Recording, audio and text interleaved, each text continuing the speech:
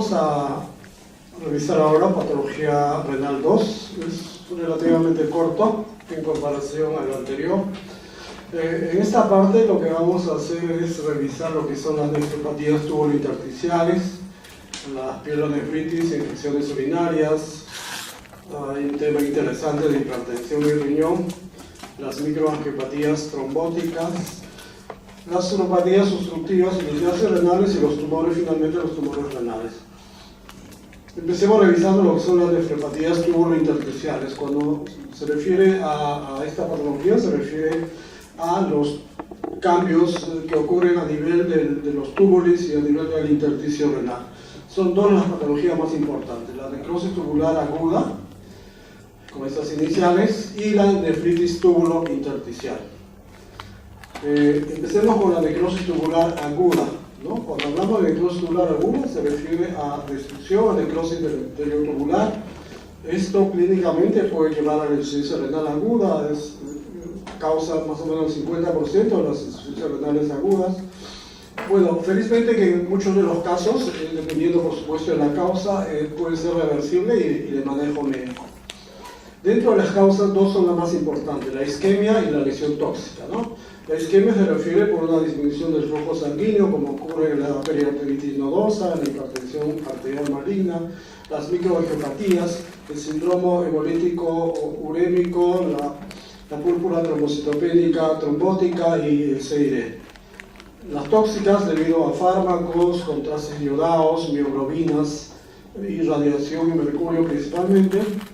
Otro grupo importante también son las nefritis tubulointersticiales agudas por fármacos, y finalmente lo que es producida por obstrucción urinaria, ¿no? Tumores, hiperplasia benigna de próstata, coágulos, pueden llevar a lo que se llama la insuficiencia renal aguda postrenal. La patogenia está dado cuando frente a una isquemia va a haber una disfunción del endotelio y esto puede producir alteraciones a nivel de los vasos, como vasoconstricción. Cuando la lesión es a nivel de las células tubulares, esta puede ser reversible o irreversible. Si es reversible, va a ir después a la pérdida de polaridad, al desprendimiento, ¿no? Y esto puede, como dice su nombre, después puede nuevamente regenerarse el epitelio. Cuando es irreversible, si hay necrosis, ¿no? y hay una pérdida tubular completa, ¿no? Y al final, descenso de la filtración glomerular y la oliguria. Los tipos entonces de necrosis tubular aguda. Dos son los más importantes: isquémicos y tóxicos. En la necrosis tubular isquémico, los segmentos más vulnerables son la porción recta del túbulo proximal, o sea, se refiere a esta parte de acá, ¿no? La parte proximal, y ramas ascendentes del asa de Henle, como estamos viendo acá. El tóxico compromete más el tubo contorneado proximal en toda su longitud, ¿no? En cuanto a la patología en la necrosis tubular aguda isquémica, estos son hallazgos característicos histopatológicos de la necrosis tubular isquémica, como yo puedo reconocerlo, por necrosis de células epiteliales tubulares de manera focal, como hemos visto, o sea, solamente algunos segmentos del tubo proximal y del asa de Henle. Hay ruptura de la membrana basal tubular, hay cilindros hialinos, hay edema intersticial y después empieza una regeneración. En la necrosis tubular tóxica hay inclusiones acidófilas en el citoplasma cuando es intoxicación por mercurio, hay depósitos de lípidos en el citoplasma cuando se trata de tetracloruro de carbono, y degeneración hidrópica o vacuolar, sobre todo el tubo proximal, cuando es una intoxicación de etilglicol, ¿no? Que es un alcohol. Entonces, desde el punto de vista patológico, esto va a ser los cambios que hemos descrito, ¿no? Destrucción del epitelio tubular, ¿no? Con áreas de necrosis, como estamos viendo acá. Igual acá, la presencia también de cilindros es un criterio importante para hacer el diagnóstico. El curso clínico, en las primeras 36 horas de la fase de iniciación, va a haber un ligero descenso de la diuresis y elevación de los productos nitrogenados. Después viene una fase de mantenimiento con oliguria, retención de agua y elevación del GUM, hiperpotasemia con acidosis metabólica en la fase de mantenimiento, y en la fase de recuperación va a haber aumento de la diuresis, ¿no? Y eliminación de grandes cantidades de sodio y potasio que puede llevar a la hipopotasemia. Entonces recuerden bien, en la fase de mantenimiento puede haber hiperpotasemia y en la fase de recuperación puede haber hipopotasemia.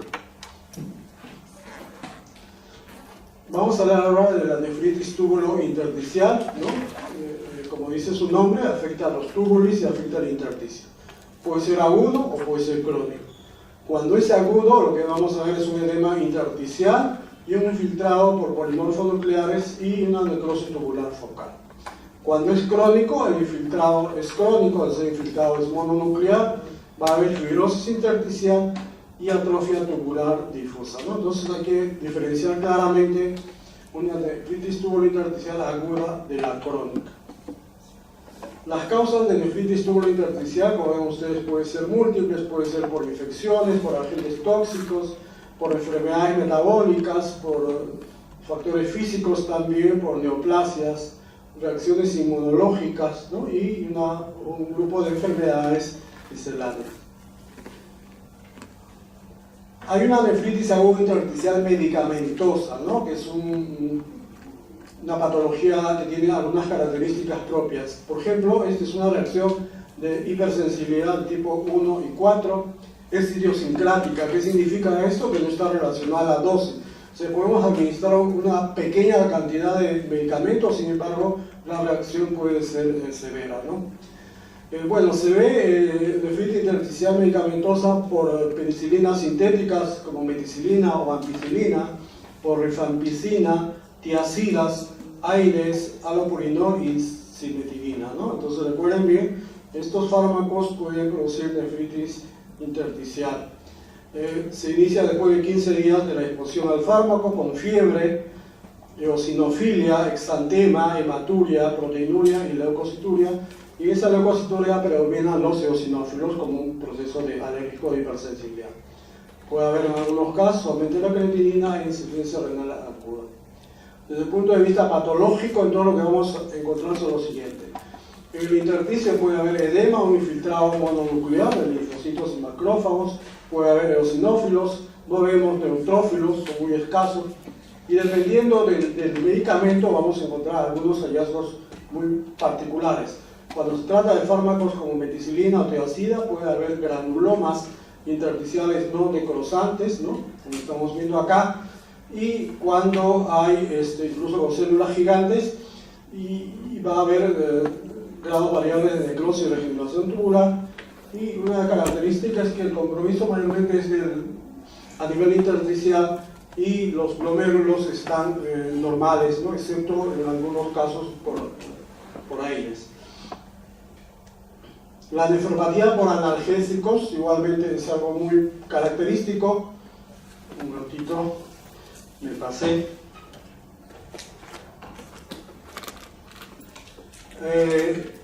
En este caso va a haber una necrosis papilar, como estamos viendo acá, ¿no? Y luego la nefritis intersticial crónica, ¿no? Se observa más frecuentemente por fenacetina, por paracetamol, ácido acetilsalicílico, ¿no?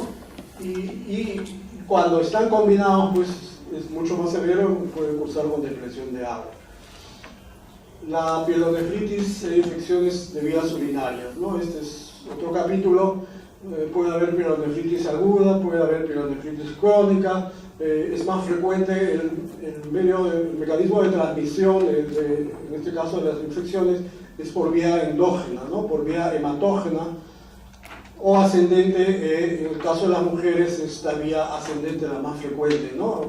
Como saben ustedes, por el tema de la uretra muy corta puede llegar a una pielonefritis ascendente, ¿no?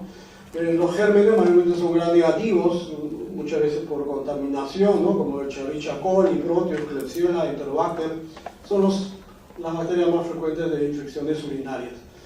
También recordemos cuáles son las complicaciones más severas de la pielonefritis aguda. Las complicaciones más severas son la necrosis papilar, la pionefrosis y el absceso perirenal, ¿no? En algunos casos, cuando las infecciones son muy severas, puede llevar a estos cuadros. La pielonefritis aguda, entonces, como estamos viendo acá en la imagen, es una inflamación supurativa intersticial en parche, o sea, vamos a ver abscesos focales, pus, así en algunas zonas, ¿no? Con abundante infiltrado de polimorfonucleares, ¿no? Y tanto intratubular como necrosis tubular y glomérulos intactos, ¿no? Recuerden, más que nada es el compromiso es intersticial y tubular. Y en algunos casos podría por cándida haber algún compromiso glomerular. La necrosis papilar, como una de las complicaciones más severas que les he mencionado, es más, la necrosis papilar se ve mucho, la papilitis necrotizante también como se le llama, se observa mucho en pacientes diabéticos, ¿no? Como una complicación de la nefropatía diabética. Consiste mayormente en, o por obstrucción urinaria también puede llevar a la necrosis papilar. Es bilateral, ¿no? Puede afectar una o más pirámides renales, ¿no? Y lo que vemos es una necrosis grisácea o amarillenta, ¿no? Y a la microscopía la necrosis a nivel papilar de tipo coagulativo como abundante polimorfonuclear. Veamos ahora la pielonefritis crónica, ¿no? Este es un trastorno igual tubulo intersticial y la cicatrización renal se asocia a afectación patológica de las cálices de los túbulos.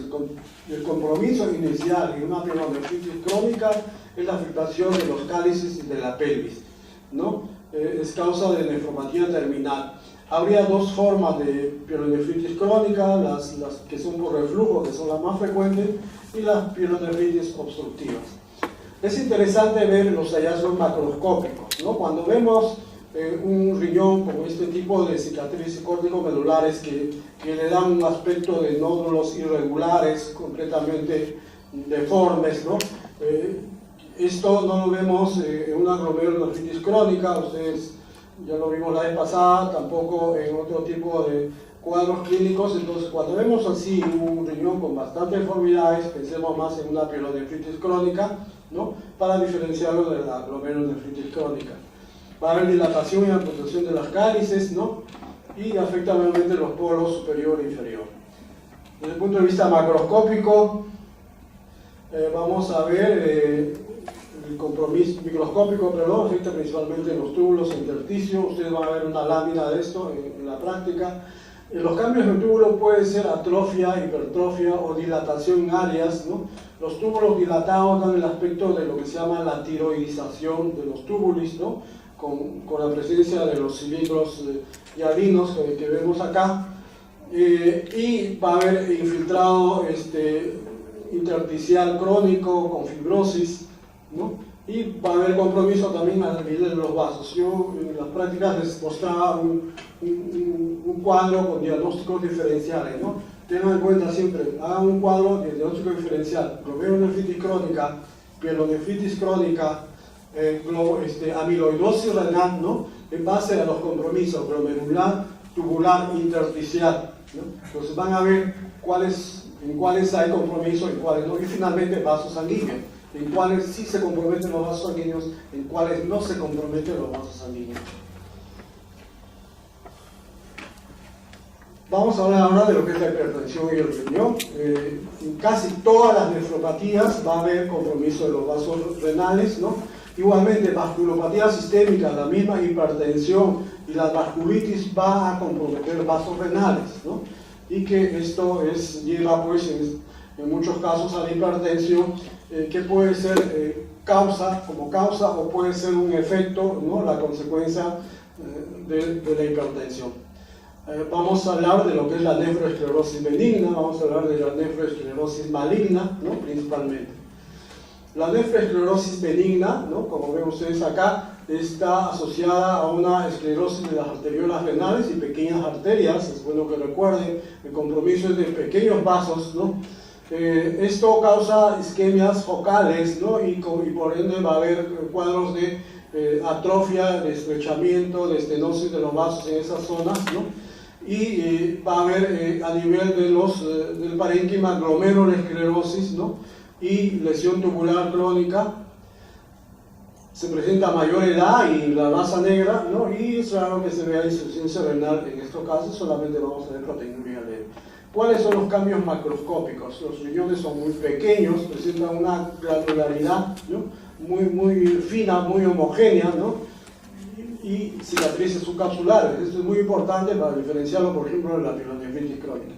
Desde el punto de vista de microscopía electrónica, los cambios más importantes van a ser el estrechamiento de la luz de las arteriolas y de las pequeñas arterias, ¿no? Por un lado, puede ser por un engrosamiento y alinización de sus paredes. Eso se llama arterioloesclerosis hialina, como estamos viendo acá, ¿no? El otro cuadro es la hiperplasia fibroelástica. En este caso, las arterias van a presentar unos cambios con hipertrofia de la capa media y aumento del tejido fibroelástico de la íntima. Eso es lo que vamos a ver, creo que me he pasado, ¿no? En algunos, sobre todo esto afecta más los vasos mucho más grandes. Esos serían los cambios, no se olviden, los cambios patológicos en la nefroesclerosis benigna son dos, ¿no? Entonces son las arterioloesclerosis hialina y las hiperplasias fibroelásticas que afectan vasos un poco más grandes. La nefroesclerosis, bueno, estos son los cambios patológicos, ¿no? Asociada a esclerosis de las arterias, esto ya lo hemos visto, estamos retrocediendo, ¿no? Vamos a hablar ahora de la nefroesclerosis maligna, ¿no? En este caso está asociado a la hipertensión maligna. Recuerden que la hipertensión maligna es una fase realmente severa de la hipertensión, cuando los niveles de tanto de la sistólica como de la diastólica sobrepasan bastante los límites, ¿no? Puede aparecer también normotensos con hipertensión benigna o nefropatía crónica en escleroderma, ¿no? Afecta más a jóvenes a comparación del anterior, y también a varones de raza negra, y tampoco nos lleva a la insuficiencia renal. ¿Cuál es la patogenia de la nefroesclerosis maligna? Hay un aumento de la permeabilidad de los pequeños vasos, ¿no? Al fibrinógeno, esto va a producir una lesión endotelial, ¿no?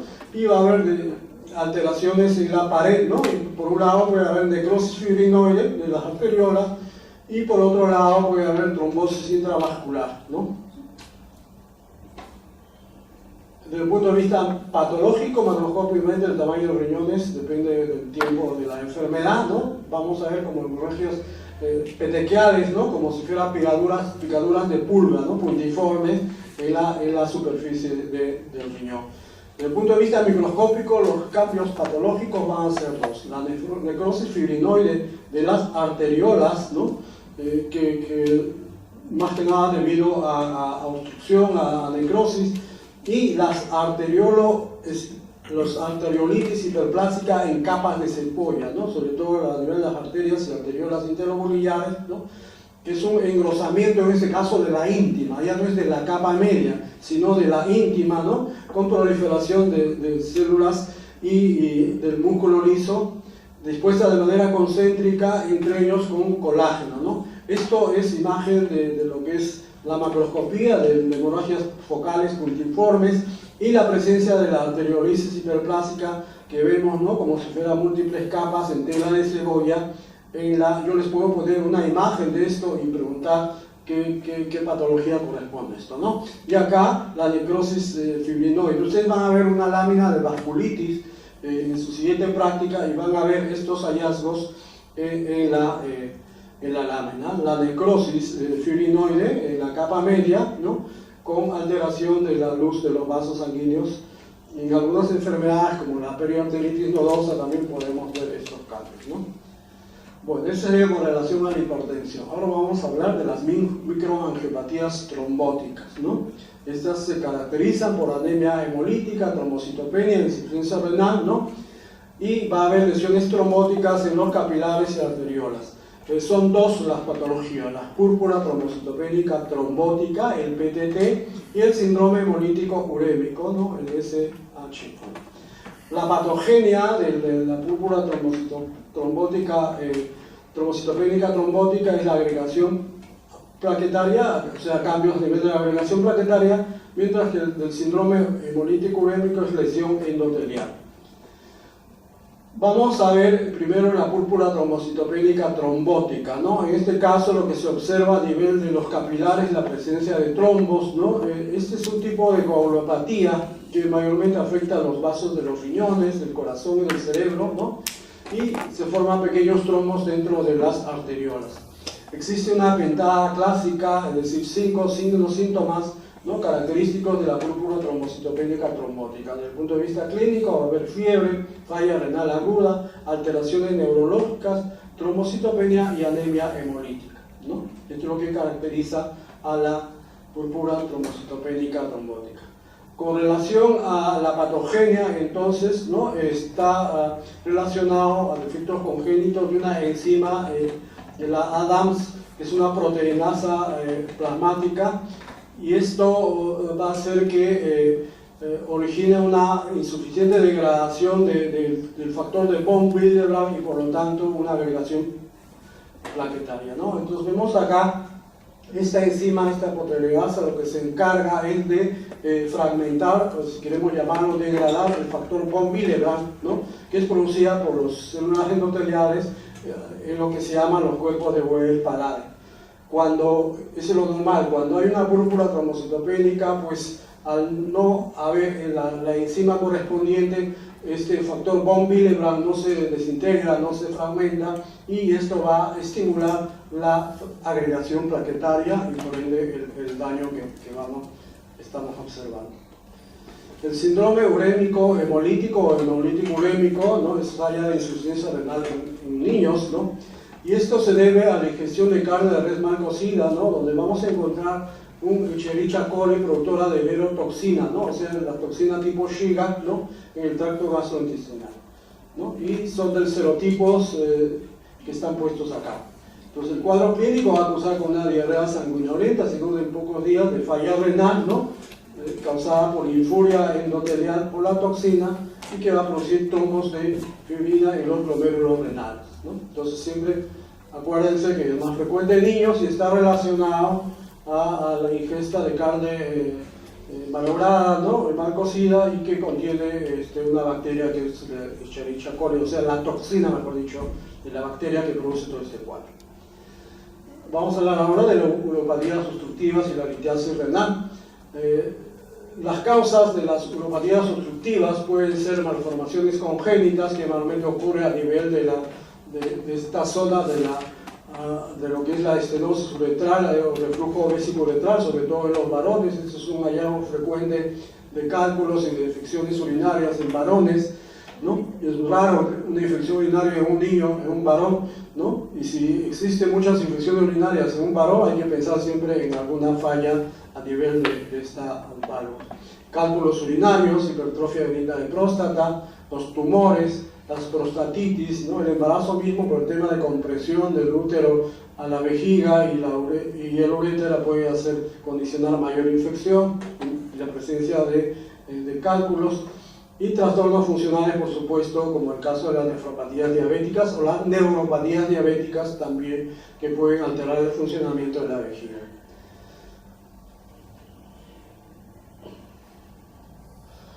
La hidronefrosis es una patología donde existe una gran dilatación de la pelvis renal, como estamos viendo en la imagen, ¿no?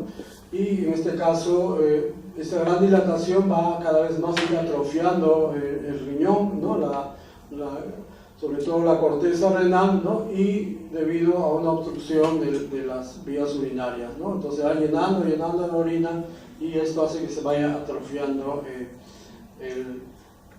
las capas del riñón, e incluso va a aumentar mucho más de tamaño, ¿no? Y esto también puede llevar a una reacción inflamatoria intersticial. La urolitiasis, o sea, los cálculos renales, es frecuente en varones de 20 a 30 años, la predisposición heredofamiliar, y hay enfermedades relacionadas como la gota, la cistinuria, por ejemplo, ¿no? Los cálculos más frecuentes son los de calcio, ¿no? En el caso del oxalato de calcio está relacionado a hipercalcemia. Hay cálculos de fosfato de amonio, de magnesio, asociado a algunas infecciones como protios y estafilococos. Y cuando vemos los tipos de cálculos que vamos a encontrar en la litiasis renal, vamos a ver que el 70% son cálculos de oxalato, fosfato de calcio, ¿no?, debido a diferentes patologías. Después vendrían los de amonio y de magnesio y de ácido úrico finalmente. Recuerden que cuando son de calcio son radioopacos, o sea, una radiografía simple de abdomen podría llegar a ver los cálculos, pero cuando son de ácido úrico, cistina por ejemplo, vamos a ver que estos son radiolúcidos, o sea, son transparentes, son difíciles de ver, por lo cual el mejor examen es la ecografía, ¿no? Finalmente vamos a hablar de los tumores renales. Los tumores renales pueden ser benignos o pueden ser malignos. Dentro de los benignos vamos a ver el adenoma papilar renal, ¿no? Que se origina del epitelio tubular, los fibromas o amartomas renales, los angiomiolipomas, es frecuente, recuerden esta patología. Se asocia en un 25-50% a esclerosis tuberosa, ¿no? Que es una enfermedad que afecta al cerebro, la piel, ¿no? Y tumores. Y los oncocitomas se originan de unas células del tubo colectores, que son las células intercaladas, ¿no? Y se van a ver como células más eosinófilas, ¿no? Por una gran cantidad de mitocondrias. Los tumores malignos son los carcinomas renales, los adenocarcinomas.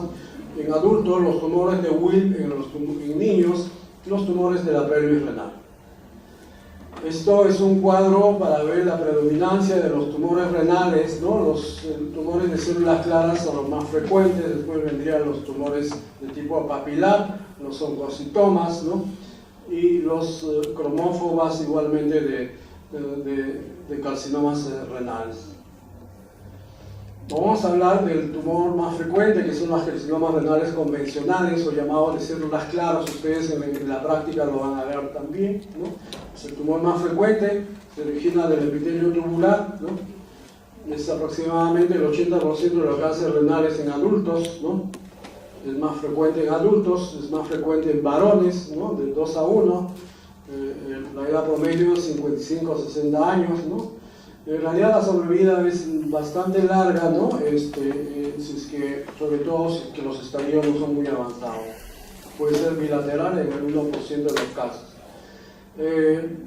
Es más frecuente en países industrializados, ¿no? Por lo menos en algo por lo menos nos diferenciamos, ¿no? Y menos frecuente en países subdesarrollados. En Latinoamérica el país que tiene mayor cantidad de cáncer renal es Uruguay. Aparentemente es un país ya más desarrollado, ¿no? Y recuerden que también puede estar asociado al tabaco. La incidencia es el doble en las personas que consumen tabaco, hipertensión, obesidad igualmente, ¿no? En el caso de las mujeres, y el asbesto. Hay formas familiares asociadas y alteraciones genéticas, ¿no? Incluso otras lesiones neoplásicas y quísticas. La enfermedad de von Hippel-Lindau, enfermedades quísticas adquiridas, enfermedad poliquística del adulto, la esclerosis tuberosa, como les había mencionado, pero recuerden que es más frecuente en los angiomiolipomas, ¿no? Pero también puede haber carcinoma. Con relación a su componente genético, ¿no? Se han hecho estudios, ¿no? de los dos tipos más frecuentes, que son las esporádicas papilares y las hereditarias papilares, y las de células claras y las de hereditaria esporádica, y se ha abierto alguna relación con algunas trisomías, ¿no? O con algunas delecciones, ¿no? que están puestos acá. El síndrome de von Hippel-Lindau, ¿no? Está descrito por estos autores en estos años, ¿no? Es un gen que se identificó en 1923, es autosómico dominante. Este gen funciona como un gen supresor tumoral, ¿no? Entonces, cuando hay una alteración en este gen, en esta proteína, va a haber una mayor incidencia de cáncer, ¿no? Y estos, de alguna manera, la regulación está inducida por la hipoxia. Entonces vamos a ver la relación que existe del carcinoma renal y un microambiente tisular, ¿no? La inactivación de este gen de von Hippel-Lindau se asocia a acumulación de factor inducido por la hipoxia, el HIF-alfa, como estamos viendo acá, ¿no? Entonces, cuando hay acumulación de este factor, va a hacer que se produzca una sobreexpresión de las proteínas de crecimiento alfa y beta y otros factores más, Y esto va a llevar a la angiogénesis, como estamos viendo, y aumentar la vascularidad de los tumores y por ende aumentar el crecimiento de los tumores, ¿no? Este es un cuadro parecido donde se ve el rol de la proteína del von Wipper-Lindau, ¿no? En el control de este factor, ¿no? Inducido por la hipoxia y el carcinoma renal, ¿no? En principio, en caso de normoxemia, o sea, niveles normales de oxígeno, el HIF-alfa es hidroxilado, ¿no? Como estamos viendo acá, y por lo tanto esto va a hacer que se promueve una destrucción de este factor inducido por la hipoxia.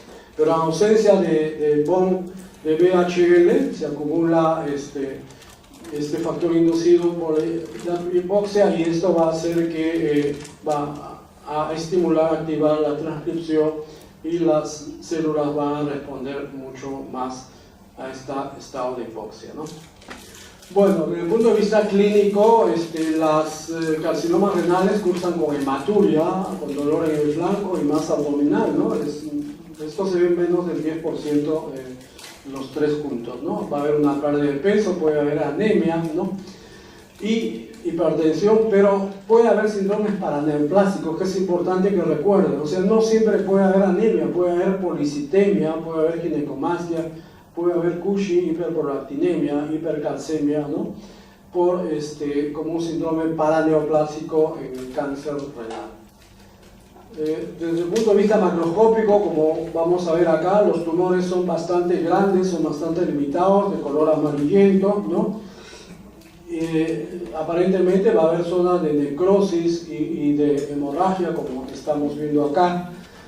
Vamos a ver también, están bien delimitados, como les digo, una especie de pseudocápsula. En algunos casos puede haber estructuras quísticas también en el tumor. Ahí vemos, por ejemplo, zonas de hemorragia, ¿no? y de necrosis en este tumor que se ve bastante feo, ¿no? Y bastante grande, ¿no? Que produce un gran crecimiento del riñón. Desde el punto de vista microscópico, dependiendo de los tipos, como vamos a ver más adelante, vamos a ver nidos de células, sábanas, un patrón tubular quístico, y las células pueden tener un citoplasma claro, ¿no? Con áreas de aspecto parejo, ¿no? Un poco la imagen es muy similar en todo, y puede haber también una microvascularidad abundante que es de ayuda diagnóstica, ¿no? Entonces los carcinomas renales pueden ser de varios tipos. La de células claves, llamada convencional, surge de los tubos contorneados proximales más frecuentes, 70-80%. Estas son las que están asociadas al síndrome de von Wipper-Lindau. Papilar, 10-15%, surge de los tubos contorneados distales. Los cromófobos, 5%, surge de las células intercaladas del tubo colector, de los conductos colectores y carcinomas medulares asociados al síndrome drepanocítico. Entonces, es lo que van a ver ustedes en su lámina, la de tipo de células claras, ¿no? Miren ustedes, las características son muy similares de todas las células de núcleo redondo, alrededor de un citoplasma claro, ¿no? Pueden formar un patrón pseudoglandular o trabecular también en algunos casos. El tipo papilar, como ven ustedes acá, pues vamos a ver imágenes, ¿no? Del patrón de la formación de papilas, ¿no? Como ven ustedes acá. Las cromófobas se caracterizan por tener unas células mucho más oscuras, más rojas, ¿no? Y bastante delimitados y más igualmente homogéneos, ¿no? El tipo cromófobo, que es mucho más raro, ¿no? Igualmente, como en todo tumor, hay un estadiaje, ¿no? que sirve para el pronóstico y para el tratamiento, ¿no? Entonces, el estadio 1 se refiere a cuando el tumor es menos de 7 centímetros, ¿no? Y está confinado al riñón, ¿no? La sobrevida a los 5 años es el 95%. El estadio 2, lo que estamos viendo acá, el tumor es mucho más grande, de 7 centímetros, ¿no? Pero sin embargo está solamente dentro del riñón y la sobrevida a los 5 años es del 88%. El estadio 3 se refiere ya cuando hay, sobrepasa el riñón puede comprometer la glándula suprarrenal, ¿no? Y la fascia de Gerota y puede comprometer algunos ganglios regionales. La sobrevida es del 59%. Y el estadio 4, cuando ya sobrepasó la fascia y el compromiso ganglionar es más difuso y ya hay metástasis ganglionar un poco más a distancia, y la sobrevida en estos casos es del 20%. Eso sería con relación al tumor renal. Vamos a hablar rápidamente también del tumor de Wilms. El tumor de Wilms es un tumor más frecuente en niños. Frente a una masa abdominal en un niño de 5 años, por ejemplo, pues siempre hay que pensar que puede ser un tumor de Wilms. El tumor de Wilms es un tumor que forma parte de los tumores embriogénicos, si queremos llamarlo así, porque tiene los componentes embriogénicos, ¿no? El blastema, el estroma y el epitelio. Desde el punto de vista inmunohistoquímico podemos nos puede servir hacer un estudio de CD99, ¿no? Para reconocer. Veamos a la macroscopía, son tumores que crecen bastante, y a la microscopía la presencia de estas imágenes, ¿no? de rezagos embriológicos a nivel renal, ¿no? Igualmente acá vemos esta figura de tumores embriológicos. El retinoblastoma, por ejemplo, tiene las mismas características de células en roseta, como estamos viendo acá, ¿no? Y acá el tumor macroscópicamente. Creo que hemos terminado rápidamente. Gracias por su presencia a los pocos alumnos que han venido. Y por ahí pondremos alguna pregunta que solo no han escuchado ustedes. ¿Alguna pregunta? Creo que nos vamos temprano. ¿Ya? Gracias. Si quieres lo copias acá o...